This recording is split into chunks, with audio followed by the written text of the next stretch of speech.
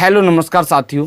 दोस्तों, आज की इस कहानी में एक पत्नी होती है जो अपने प्रेमी के साथ मिलकर अपने ही पति की हत्या कर देती है और हत्या करने के पश्चात वो उसके शव को एक भट्टे पर एक टैंक होता है जिसमें पानी भरा हुआ होता है उसमें फेंक देते हैं। हेलो नमस्कार साथियों, मैं केशव सैनी आपके सामने एक नई स्टोरी लेकर आया हूँ। साथियों, आज की जो कहानी है वो है कासगंज की।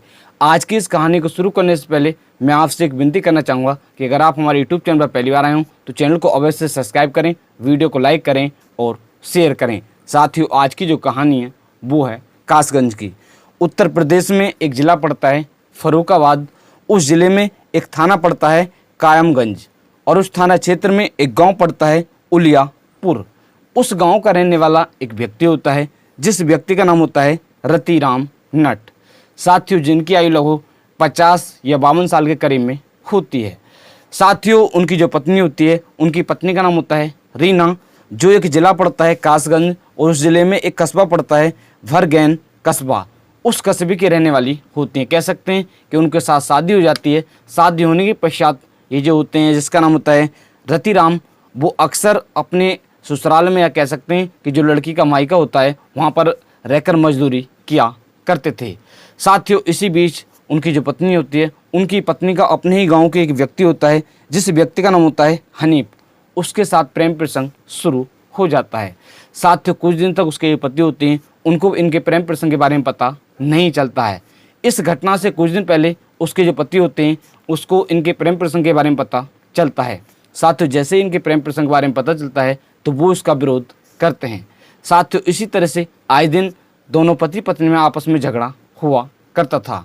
साथियों, ये वर्तमान में भी जो एक गांव पड़ता है बलपुर, उस गांव में एक भट्टा होता है। उस भट्टे पर मजदूरी का कार्य किया करते थे। वहीं पर अपने जो बीवी बच्चे होते हैं उनको रखा करते थे। साथियों, इसी तरह से एक दिन 17 जून सन 2025 को फिर दोबारा से दोनों पति पत्नी में इसी बात को लेकर या कह सकते हैं कि प्रेम प्रसंग को लेकर झगड़ा होता है। इसके पश्चात उनकी जो पत्नी होती है वो अपने प्रेमी से कहती है कि ऐसे ऐसे मेरी पत्नी मुझसे झगड़ा कर रहे थे और इस तरह से हम तुम उनको रास्ते से हटाएंगे। साथियों, इसी तरह से वो प्लान बनाते हैं। प्लान के अनुसार 18 जून सन 2025 को वो जो उनकी पत्नी होती है जिसका नाम होता है रीना और उसका जो प्रेमी होता है जिसका नाम होता है हनीफ, वो दोनों मिलकर जो ये होते हैं जिसका नाम होता है रतिराम, उनकी हत्या कर देते हैं। साथियों, हत्या करने के पश्चात वो उनके सबको एक ईंट का भट्टा होता है जो बंद पड़ा हुआ होता है, वहीं पर एक पानी की कुंडी होती है, उसमें उसके सबको फेंक देते हैं। इसके पश्चात जो वो होती है जिसका मतलब रीना, जहाँ पर वो रहा करते थे वहाँ पर आकर सो जाती है। साथियों, साथ में उसके जो बच्चे होते हैं, जो 9 बच्चे होते हैं, वो भी वहाँ पर होते हैं। साथियों, इसी तरह से अब 20 जून सन 2025 को जो ये होती है जिसका मतलब रीना, वो अपने प्रेमी के साथ मिलकर जो उसका जो बच्चे होते हैं बच्चों को छोड़ अपने प्रेमी के साथ भाग जाती है। साथियों, अब अगले दिन कह सकते हैं कि 21 जून सन 2025 को जो उसके बच्चे होते हैं वो भट्टे के पास में ही रो रहे होते हैं, क्योंकि साथियों उसकी जो मम्मी होती है ना ही पापा होते हैं ना ही मम्मी होते हैं, तो बच्चे रो रहे होते हैं। साथियों, इसी बीच कुछ लोगों की निगाह उन बच्चे जो रो रहे होते हैं उन पर पड़ती है। इसके पश्चात जो बच्चे होते हैं वो पूछते हैं कि ऐसे ऐसे तुम्हारे मम्मी पापा कहाँ हैं, और इसके पश्चात वो इसके बारे में जो वहाँ पर एक थाना होता है उस थाने की पुलिस को सूचना देते हैं। साथियों, सूचना मिलने के पश्चात जो पुलिस होती है वो वहाँ पर पहुँच जाती है।